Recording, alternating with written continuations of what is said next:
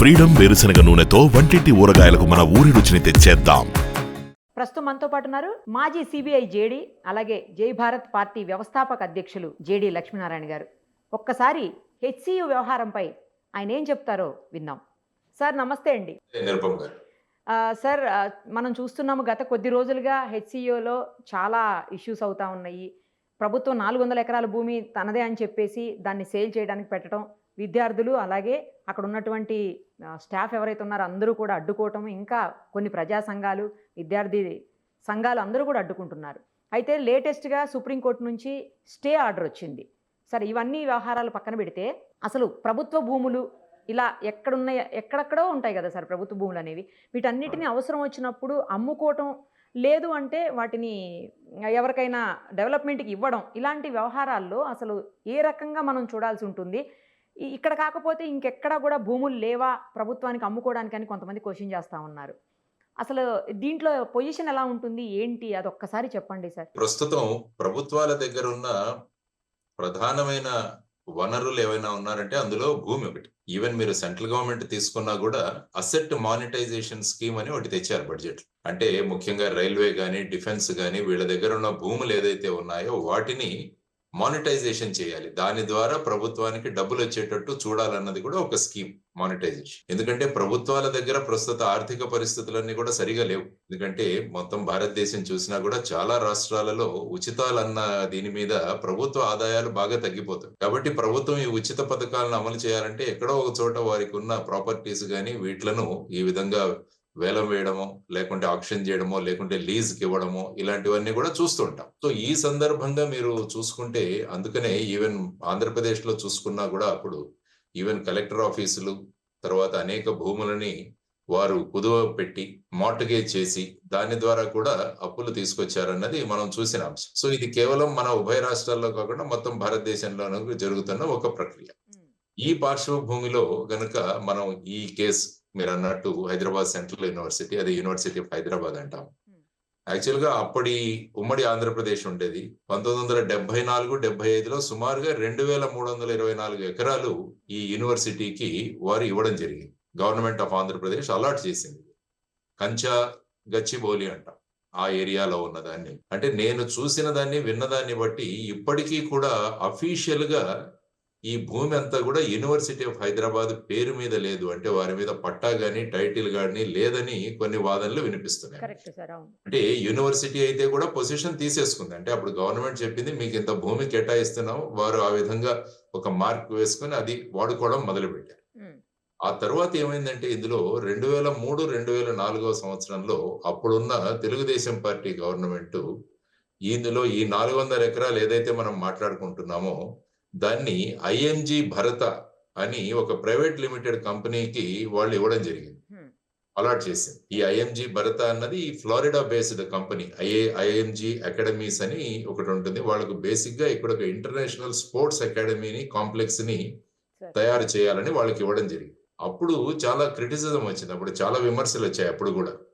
అంటే ఈ భూమిని చాలా తక్కువ ధరలో వాళ్ళకి ఇచ్చేసారని. ఆ తర్వాత కాంపిటేటివ్ బిడ్డింగ్ కూడా, ఎక్కడ మామూలుగా ఏదైనా ఇచ్చేటప్పుడు కాంపిటేటివ్ బిడ్డింగ్ పెడతాం మనం. అంటే ఎవరైతే ఎక్కువ పలుకుతారో వాళ్ళకి ఇవ్వడం, ఆ విధంగా చేస్తాం. ఇందులో కాంపిటేటివ్ బిడ్డింగ్ జరగలేదు. తర్వాత ఏంటంటే ఏదైతే ఒక యూనివర్సిటీకి ఇచ్చిన భూమో దాన్ని మిస్యూజ్ చేస్తున్నారు అని చెప్పి ఆ విధంగా మాట్లాడడం జరిగింది. ఆ తర్వాత మీరు చూస్తే 2004 సంవత్సరంలో ప్రభుత్వం మారింది. అప్పుడు రాజశేఖర రెడ్డి గారి నేతృత్వంలో ఉన్న గవర్నమెంట్ ఫామ్ అయింది ఆంధ్రప్రదేశ్ లో, ఉమ్మడి 2004లో. అప్పుడు ఏమైందంటే ఆ ప్రభుత్వం ఈ అలాట్మెంట్ ఏదైతే జరిగిందో దాన్ని క్యాన్సిల్ చేశారు. అంటే దీనిలో చాలా అవకతవకలు జరిగాయి, తర్వాత వచ్చేసి పబ్లిక్ ఇంట్రెస్ట్ ఇందులో లేదు, అవన్నీ చెప్పి ఆ విధంగా దాన్ని క్యాన్సిల్ చేయడం. అప్పుడు ఏం చేశారంటే ఈ ఐఎంజీ భరత అన్న వాళ్ళు కోర్టుకు వెళ్ళారు దీని గురించి. ఈ విధంగా కోర్టుకు వెళ్ళి అది ఫైనల్ గా సుప్రీం కోర్టుకు చేరింది. ఇప్పుడు 2024 సంవత్సరం, గత సంవత్సరంలో సుప్రీం కోర్టు ఏమనిందంటే ఏదైతే ఐఎంజీ భరత వాళ్ళ భూమి అని క్లెయిమ్ చేస్తున్నారో ఈ 400 ఎకరాలు, ఇది గవర్నమెంట్ ఆఫ్ తెలంగాణ భూమి. వాళ్ళు చెప్పిన జడ్జిమెంట్ లో అనుకుంటాను ఇది యూనివర్సిటీ ఆఫ్ హైదరాబాద్ ది కూడా కాదు, ఇది state of Telangana, government of Telangana పేరులో ఉన్న భూమి. తర్వాత వచ్చేసి ఐఎంజీ భరతకు ఎటువంటి ఈ భూమి మీద హక్కు లేదు. అంటే అప్పుడు గవర్నమెంట్ ఆఫ్ తెలంగాణ ఈ భూమిని రిక్లెయిమ్ చేసుకోవచ్చు, దాన్ని వాడొచ్చు అని జడ్జిమెంట్ ఇవ్వడం జరిగింది 2024. ఈ జడ్జిమెంట్ వచ్చిన తర్వాత ఏంటంటే తెలంగాణ గవర్నమెంట్ ఇప్పుడు ఇది మా భూమి కాబట్టి మేము దీన్ని ఉపయోగిస్తాము అని చెప్పి అనడం జరిగింది. ఆ తర్వాత ఏమైందంటే మధ్యలో ఒక ప్రైవేట్ కేసు కూడా జరిగింది ఇందులో.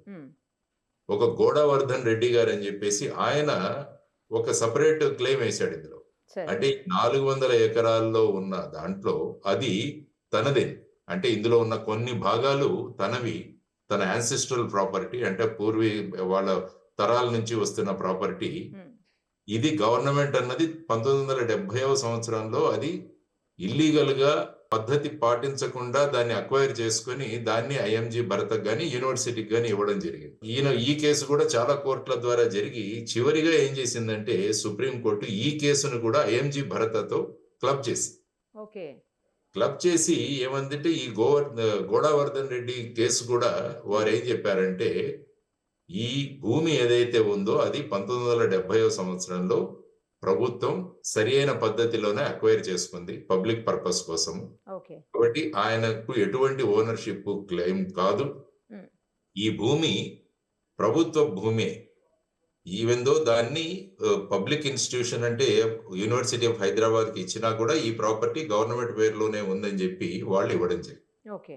సో ఇది యాక్చువల్ గా మీరు చూసుకుంటే ఈ పరిస్థితులలో ప్రస్తుతం అప్పుడు ఏమైందంటే సుప్రీంకోర్టు జడ్జిమెంట్ వచ్చిన తర్వాత తెలంగాణ గవర్నమెంట్ ఇప్పుడు మేము ఒక ఐటీ పార్క్ ని ఏర్పాటు చేస్తాం చేసి దానివల్ల ఏంటంటే మన తెలంగాణకు ఉపాధి దొరుకుతుంది. ఆ తర్వాత వచ్చేసి అక్కడ ఐటీ కంపెనీలు కూడా వచ్చే అవకాశం ఉంది అని చెప్పేసి వారు ఈ విధంగా తీసుకురావడం జరిగింది. సో ఆ తర్వాత మీరు చెప్పినట్టు అక్కడ ఈ ప్రొటెస్ట్లు మొదలయ్యాయి. విద్యార్థులు ముఖ్యంగా వారందరూ, తర్వాత అందులో కొంతమంది ఫ్యాకల్టీ కూడా కలిసి ఈ విధంగా చేయడం అన్నది కరెక్ట్ కాదు. ఎందుకంటే మీరు 400 ఎకరాల భూమి చూసినా కూడా అందులో సుమారుగా ఒక 700 నుంచి 800 వరకు చాలా మెడికల్ స్పెషీస్, తర్వాత ఈ చెట్లు ఇవన్నీ ఉన్నాయి, అవి చాలా అరుదైనవి. తర్వాత ఇందులో ఇవి కూడా ఉన్నాయి, ఫ్లోరా అండ్ ఫౌనా కూడా. అంటే ముఖ్యంగా అందులో నెమళ్ళు గాని, ఆ తర్వాత జింకలు గాని, ఆ తర్వాత ర్యాబిట్స్, వైల్డ్ బోర్స్, పార్క్యుపైన్స్, ఇలాంటివన్నీ కూడా చాలా ఉన్నాయి అక్కడ. ఈవెన్ తాబేళ్లు కూడా అక్కడ చాలా పెద్ద సంఖ్యలో కనిపిస్తాయని రిపోర్ట్స్ వచ్చాయి. సో ఇటువంటి పరిస్థితులలో దీన్ని ఇంత వేగంగా ఈ పర్యావరణ పరిరక్షణ అన్నది చాలా ముఖ్యం అన్నది సుప్రీంకోర్టు మార్చి 14న ఒక జడ్జిమెంట్ ఇచ్చింది. వాళ్ళు ఏం చెప్పారు, ఇది కేవలం తెలంగాణ గవర్నమెంట్ కి సంబంధించి, ఇది మొత్తం భారతదేశానికి సంబంధించి.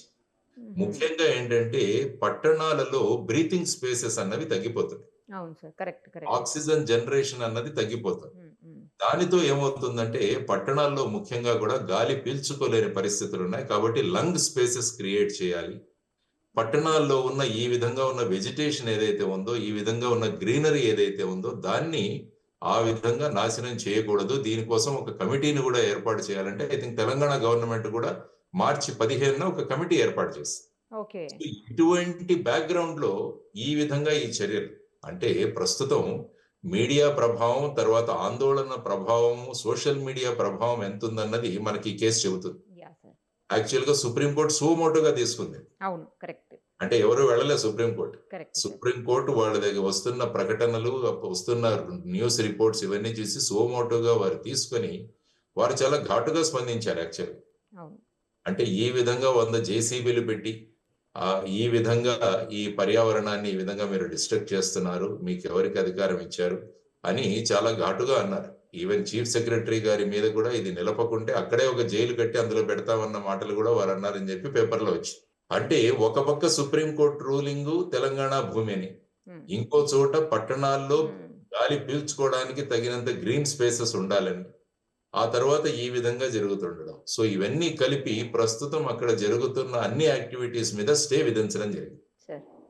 స్టే విధించి ఐ థింక్ ఈ 16వ తారీఖు ఏప్రిల్ 16న మళ్ళా డేట్ ఇచ్చి ఈ లోపల కన్సర్న్ అందరూ కూడా వాళ్ళ అఫిడవిట్స్ వేయాలి.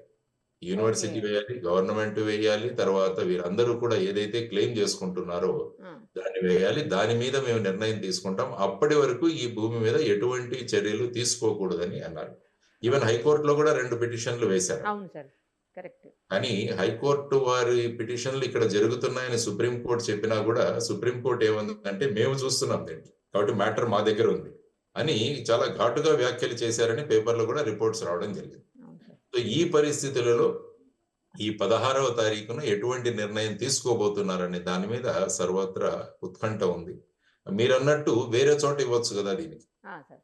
అంటే ఈ విధంగా పర్యావరణము ఈ విధమైన డిస్ట్రక్షన్ అవుతోంది కాబట్టి జనరల్ గా ఏంటంటే ఇటువంటి పర్యావరణంలో డిస్టర్బెన్స్ కలిగినట్టు ఈఐఏ రిపోర్ట్ అంటారు, ఎన్వైరన్మెంటల్ ఇంపాక్ట్ అనాలిసిస్ అని ఒకటి చేయాలి. ఓకే.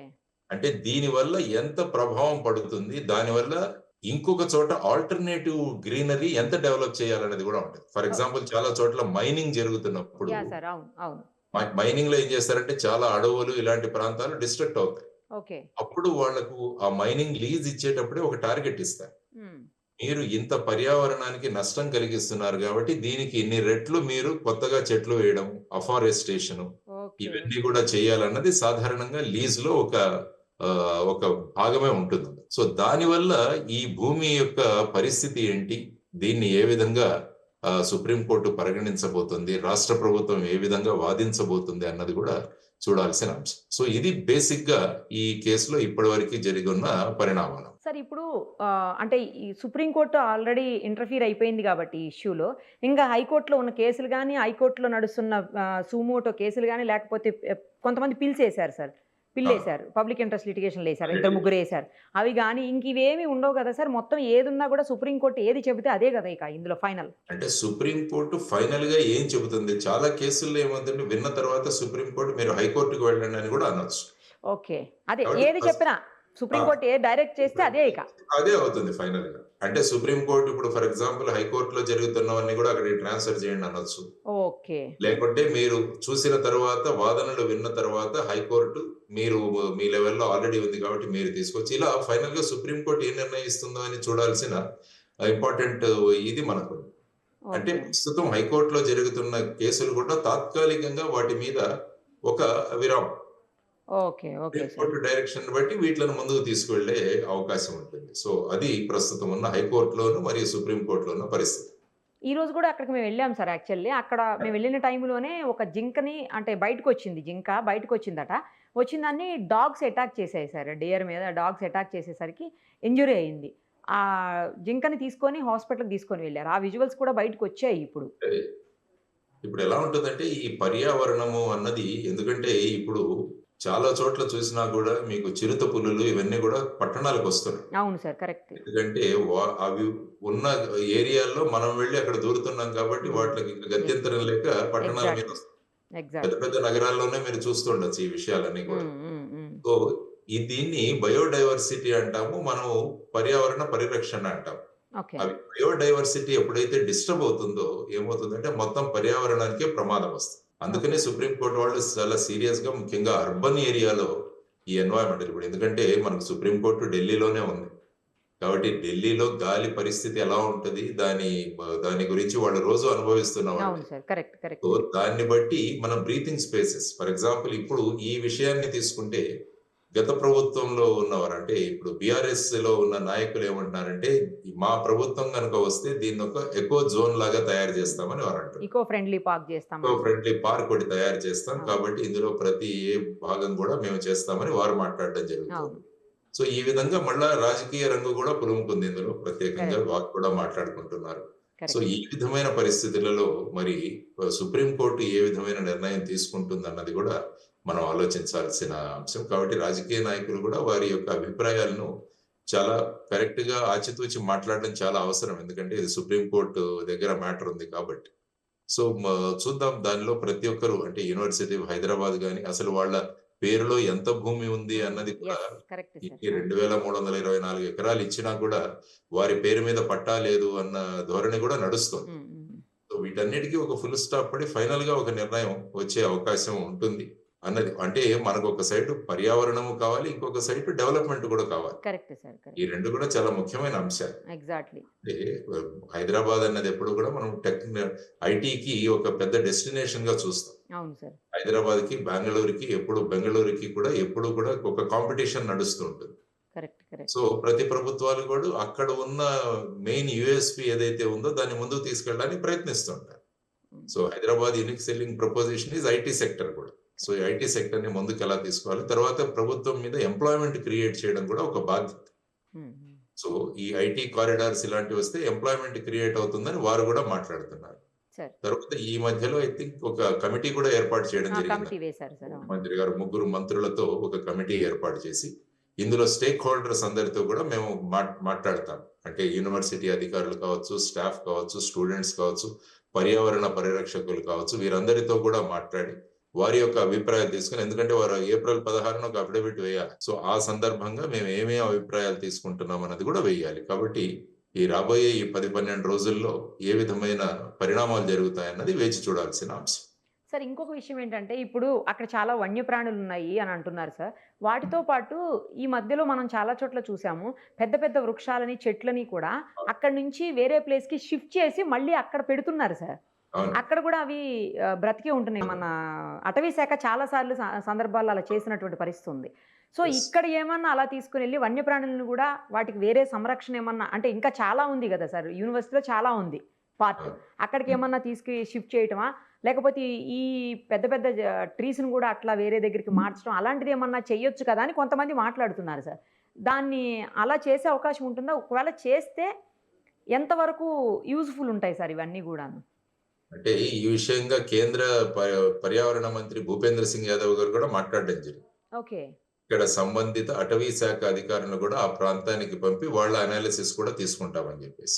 సార్ ఒక్క విషయం క్లారిటీ ఇవ్వండి. ఇందులో ఇది అటవీ శాఖ భూమి అయితే కాదు కదా సార్ పక్కాగా? ప్రభుత్వ భూమి అని చెప్పేసి సుప్రీంకోర్టు స్పష్టంగా 2024వ సంవత్సరం జడ్జిమెంట్ ఇచ్చింది. ఎస్. అంటే రాష్ట్ర ప్రభుత్వం కూడా ఏమంటుందంటే ఇది అటవీ భూమి కాదు, అది ఫారెస్ట్ ల్యాండ్ కాదు అన్నది వాళ్ళ వాదన. సో ఆ విధంగా చూసుకుంటూ పోతుంటే ఇప్పుడు అటవీ శాఖ వారు కూడా అక్కడికి వెళ్ళి ముఖ్యంగా మీరు అన్నట్టు ఈ రిహాబిలిటేషన్ ఎలా చేయొచ్చు అన్నది కూడా ఒక అంశం. మీరు అన్నట్టు చెట్లు మొత్తంగా దాన్ని తీసుకువెళ్ళి వేరే చోట ట్రాన్స్పోర్ట్ చేసి దాన్ని అక్కడ డెవలప్ చేస్తున్నారు. అవును సార్. సో ఈ విధమైన పరిస్థితులలో ముఖ్యంగా పట్టణాల్లో ఇంత పెద్ద ల్యాండ్ అన్నది కూడా ఒక పెద్ద ల్యాండ్ బ్యాంక్. సో అందరిది దీని మీద కన్ను ఉంటుంది. Correct sir, correct. ఇది చాలా పొటెన్షియల్, ఎందుకంటే ఒక్కొక్క ఎకరం 100 కోట్లకు పోయిన ప్రాంతం తెలంగాణ. కాబట్టి ఇక్కడ ఉన్న ఈ 400 ఎకరాలని వాళ్ళు ఏ విధంగా ఉపయోగించబోతున్నారు అన్నది కూడా ఒక ప్రధానమైన అంశం. సో వీటన్నిటికీ 16వ తారీఖున ఏ విధంగా సుప్రీంకోర్టు అన్ని విషయాలు పరిగణలోకి తీసుకొని ఒక నిర్ణయం ఇస్తారన్నది వేచి చూడాల్సిన అంశం అండి. పర్యావరణము పరిరక్షణ అవ్వాలి, డెవలప్మెంట్ అవ్వాలి, తర్వాత విద్యార్థులకి వారికి తగినంతగా ఉద్యోగాలు దొరకాలి, బయోడైవర్సిటీ కూడా మెయింటైన్ చేయాలి. ఇవన్నీ కూడా సుప్రీంకోర్టు ముందు ఉన్న 4 వివిధ అంశాలు. వీటన్నిటిలో సమతుల్యాన్ని తీసుకొస్తూ ఏ విధమైన నిర్ణయం తీసుకొస్తారన్నది మనం చూడాల్సిన అంశం. Yes sir. సార్ ఒక్క విషయం చెప్పండి. ఇప్పుడు ప్రతి చోట కూడా అంటే మీరు ఇందాకే ఫస్ట్ స్టార్టింగ్లోనే మీరు కోట్ చేశారు ఆ విషయాన్ని. ప్రతి చోట కూడా అంటే ప్రతి స్టేట్లో కూడా లేదా ప్రతి గవర్నమెంట్ కూడా వాళ్ళ యాక్టివిటీస్ కోసం లేదంటే ఈ సంక్షేమ పథకాల కోసం కంపల్సరీ ఈ గవర్నమెంట్ ల్యాండ్స్ అన్నింటినీ అమ్మడం అనేది కామన్గా రెగ్యులర్గా జరుగుతూనే ఉంటుంది కదా సార్? అవునండి, జరుగుతుంటుంది. ఎందుకంటే ఇప్పుడు చాలా చోట్ల ఏమంటున్నారంటే జిల్లాల ప్రాంతాల్లో అప్పటి కాలంలో బ్రిటిష్ కాలంలో కలెక్టర్లు, ఎస్పీల బంగ్లాలు చాలా పెద్ద పెద్ద ఏరియాలు 10 ఎకరాలు ఆ విధంగా ఉన్న సందర్భాలు కూడా ఉన్నాయి. ఓకే. కానీ ఇప్పుడు మారుతున్న పరిస్థితుల్లో అంత భూమి ఎందుకు అవసరం లేదు కదా, వారికి వేరే బంగ్లానో ఏదో అలొకేట్ చేసి దీన్ని మళ్ళా కమర్షియల్ గా ఉపయోగించవచ్చు కదా. ఇది కూడా ఎందుకంటే ప్రతి చోట భూమి విలువ పెరిగిపోయింది. అవును, కరెక్ట్ సార్. సో భూమి విలువను ఆ విధంగా మనం ఉపయోగించుకోవచ్చు అన్నది. తర్వాత ఏంటంటే చాలా చోట్ల జైళ్ళు అన్నవి కూడా చాలా సెంట్రల్ లో ఉన్నాయి. ఓకే. ప్రిజన్స్ కూడా. కాబట్టి ఈ ప్రిజన్స్ ను కూడా షిఫ్ట్ చేయాలని అప్పుడు మీరు చూసుకుంటే గాంధీ హాస్పిటల్ ప్రస్తుతం ఎక్కడైతే ఉందో హైదరాబాద్ లో అక్కడ జైలు ఉండేది ఇంతకు. ఓకే. సో ఆ జైలు ప్రాంతాన్ని తీసేసి దాన్ని చర్లపల్లికి పంపించేసి అప్పుడు ఇక్కడ గాంధీ హాస్పిటల్లో తీసుకురావడం జరిగింది. ఇది యాక్చువల్ గా అమెరికాలో ఉన్న ఒక భూమి మీద ఉన్న కాన్సెప్ట్. ఓకే. వాళ్ళు ఏమంటారంటే ఇటువంటి భూములు ఏదైతే ఊరికి బయట దేనికి ఉపయోగపడని భూముల్ని ఈ విధంగా జైళ్లు ఇలాంటి వాటిని నిర్మించడానికి ఉపయోగించాలి అంటారు. దాన్ని ఆ కాన్సెప్ట్ మన అయితే ఎలాగైతే లూలు మాల్ అంటున్నామో అది కూడా ఒక LULU concept. Local land useless land use. LULU అంటే local useless land use. Land use. ఆ కాన్సెప్ట్ లో ఈ జైళ్లను కూడా అక్కడ కూడా అమెరికా వాళ్ళు ఎక్కడో బయటకు షిఫ్ట్ చేస్తారు. సో అక్కడి నుంచి ఏంటంటే ప్రిజనర్స్ ని బేసిక్ గా కోర్టుకు తీసుకురాకుండా వీడియో కాన్ఫరెన్సింగ్ ద్వారా వాళ్ళ కోర్టులు నడుస్తాయి. Okay sir. ఓకే. ఇప్పుడు మీరు చూసుకుంటే పూణేలో ఏర్వాడ జైలు ఎక్కడైతే మహాత్మా గాంధీ గారిని కూడా ఆ! ఇప్పుడు ఆ! అది కూడా ఇప్పుడు సిటీ సెంటర్ లో ఉంది. అంటే ఇంతకు ముందు అవి బయట ఉండేవి కానీ ఇప్పుడు సిటీలు పెరిగాయి. సార్ అవును. అవును. కాబట్టి అవి మధ్య భాగంలో వచ్చేసాయి. ముంబైలో తీసుకున్న ఆర్థర్ రోడ్ జైలు గాని ఇవన్నీ కూడా సెంటర్ లో ఉన్నాయి. ఓకే. వీటన్నిటిని కూడా బయటికి షిఫ్ట్ చేయాలన్న ఒక అంశం జరుగుతూనే ఉంది. హ్మ్. సో ఈ విధంగా నగరాభివృద్ధి జరుగుతూ పట్టణీకరణ జరుగుతున్నప్పుడు ఇవన్నీ కూడా పరిగణలోకి వస్తాయి. ఎందుకంటే ఇప్పుడు మొత్తం అర్బనైజేషన్ జరుగుతుంది. ఇప్పుడు ఎక్కడ చూసినా కూడా పట్టణాలు పెరుగుతున్నాయి, గ్రామాల నుంచి వలసలు పెరుగుతున్నాయి. కాబట్టి పట్టణం యొక్క పరిధులు కూడా పెరుగుతుంది. Correct sir. సో అటువంటి పరిస్థితిలో ల్యాండ్ అన్నది ఫిక్స్డ్. సో ఈ ల్యాండ్ ని మనం ఎలా పెంచాలి అంటే ఇప్పుడు ఉన్న వాటి యొక్క యూజ్ ను మార్చాలి. యూజ్ ఆఫ్ ల్యాండ్ ని మారిస్తే అప్పుడు మీకు కొంత భూమి అవైలబుల్ అవుతుంది. సో ఈ విధమైన పరిస్థితులలో ఇప్పుడు మనం అనుకుంటున్నట్టు సెంట్రల్ యూనివర్సిటీ కానీ యూనివర్సిటీ ఆఫ్ హైదరాబాద్ ల్యాండ్ యొక్క జరుగుతుంది. ఇదేంటంటే పర్యావరణం గురించి మొత్తం భారతదేశంలో కూడా ఒక రకమైన చర్చ మొదలైంది. యాహ్! తర్వాత యువతరంలో కూడా ఈ విధంగా పర్యావరణం పట్ల వాళ్ళకున్న ఈ విధమైన అభిప్రాయాలు కూడా చాలా చోట్ల అంటున్నారు. ఎందుకంటే విద్యార్థులు బయటికి రావడం వల్ల ఈ కరెక్ట్. విధంగా ఒక ఉద్యమం అన్నది మొదలైందన్నది కూడా ఒక కాన్సెప్ట్. అవును కాబట్టి సార్. వీటన్నిటిని సమతుల్యంలో నేను అన్నట్టు అభివృద్ధి, తర్వాత వచ్చేసి పర్యావరణ పరిరక్షణ, బయోడైవర్సిటీ, తర్వాత at the same time employment generation ఇవన్నీ కూడా దృష్టిలో ఉంచుకొని ఏ విధంగా ఇది అడ్మినిస్ట్రేషన్ కూడా ఒక పెద్ద ఛాలెంజ్. ఈ యాహ్! ఉదాహరణ కరెక్ట్. ప్రతి కరెక్ట్. చోట వర్తిస్తుంది. Correct sir. కరెక్ట్. ఉదాహరణ ప్రతి చోట వర్తిస్తుంది కాబట్టి అప్పుడు అక్కడి ప్రభుత్వాలు తీసుకునే నిర్ణయాల్లో కూడా వీటన్నింటినీ కూడా పరిగణనలోకి తీసుకోవాల్సిన అంశాలు. ఎందుకంటే అర్బన్ లంగ్ సెంటర్స్ చాలా అవసరం. ఎందుకంటే ఇప్పుడు మీరు చూసుకుంటే కేబీఆర్ పార్క్ ఉంది ఇక్కడ హైదరాబాద్. అవును సార్. అవును. దాన్ని కూడా ఆక్యుపై చేయడానికి చాలా ప్రయత్నాలు జరిగాయి. ఓకే. అక్కడ కూడా ఎన్వైరన్మెంటలిస్టులు వీళ్ళందరూ కూడా ప్రతిఘటన చేశారు. ఆ తర్వాత అది ఉంది. యాక్చువల్ గా ఆ ఏరియాకి మీకు ఆక్సిజన్ అందుతుందంటే అదొక పెద్ద ఇంపార్టెంట్ విషయం. ఇప్పుడు తెలంగాణలో మిగతా ప్రాంతాల్లో గాలిలో తేమ చాలా తగ్గిపోతుంది. ఇప్పుడు అవును సార్. తెలంగాణలో తీసుకుంటే ఐ థింక్ 36%, 26% మాత్రమే ఉంది. దానికి ప్రధానమైన కారణం చెట్లు లేకపోవడం అన్నది ఒక ఇంపార్టెంట్ రీజన్ గా చూపించారు. కాబట్టి చెట్ల సంఖ్య తగ్గిపోతుంటే ఈ విధంగా గాలి వచ్చేసి మొత్తం కూడా డ్రైగా తయారవుతుంది, పొడిగా తయారవుతుంది. దానివల్ల మళ్ళా ఆరోగ్య సమస్యలు ఇవన్నీ కూడా సో ఆ విధంగా మనం చేయాల్సిన అవసరం ఉంది. మరి చూద్దాం. ఇందాక హెచ్సియు ప్రొఫెసర్ చెప్తున్నారు సార్. మిగతా హైదరాబాద్ అంతటికంటే కూడా ఆ ఏరియాలో 1-2 డిగ్రీస్ ఉష్ణోగ్రత తక్కువ ఉంటుంది అని చెప్తున్నారు ఆయన. సెల్సియస్ తక్కువ ఉంటుందమ్మా 1-2 డిగ్రీస్. చెన్నైలోకి వెళ్ళి కూడా ఐఐటి నేను అక్కడ చదువుకున్నాను కాబట్టి యా సార్. అవును. చెన్నైలో ఒక 2 డిగ్రీలు తక్కువ ఉంటుంది. ఓకే. ఎక్కడైతే చెట్లు ఉంటాయో అక్కడ ఆటోమేటిక్ గా పర్యావరణంలో ఆటోమేటిక్ గా టెంపరేచర్ తక్కువగా ఉంటుంది. సో ఇవన్నీ కూడా పరిణామాలు ఉంటాయి. తర్వాత వచ్చేసి గ్లోబల్ టెంపరేచర్స్ కూడా పెరుగుతున్నాయి. ప్రతి సమ్మర్ కూడా ఇంకా సివియర్ గా మారుతోంది. పెరిగిపోతా ఉంది సార్. అవును. చూడండి వేడి వల్ల 2 రోజుల నుంచి వర్షాలు ఏ విధంగా ఉన్నాయి ఇప్పుడు. అవును. అవును సార్. మళ్ళా ఈ వర్షాలు అకాల అకాల వర్షాలు వర్షాలు మళ్ళీ ఎండ ఇంకా ఎక్కువ అవుతుంది ఇప్పుడు. ఎక్కువ అవుతుంది. మళ్ళా రైతులకు దీని వల్ల పరిణామం. మళ్ళా అవును సార్. ఈ వర్షాల వల్ల మళ్ళా అకాల వర్షాల వల్ల మళ్ళా కూడా రైతులు నష్టపోతారు. అవును. అటు మ్యాంగో తోటలు కూడా పడిపోతాయంట సార్ ఈ పడిపోతుంది. టైంలో. సో ఇవన్నీ ఈ సైకిల్ అంతా కూడా డిస్టర్బ్ అవుతుంది. కాబట్టి దీన్ని కూడా మనం దృష్టిలో ఉంచుకోవాలి. అది చాలా ముఖ్యమైన అంశం. Correct sir. మీరు అన్నట్టు లెటర్ సి సార్. Yeah, మంచి జరగాలని definitely. కోరుకుందాము. Thank you sir. Thank you so much. చాలా క్లియర్ గా చెప్పారు. థ్యాంక్ యూ. సుమన్ టీవీలో మీ పర్సనల్ అండ్ బిజినెస్ ప్రమోషన్స్ కోసం కింది నెంబర్కి కాంటాక్ట్ చేయండి.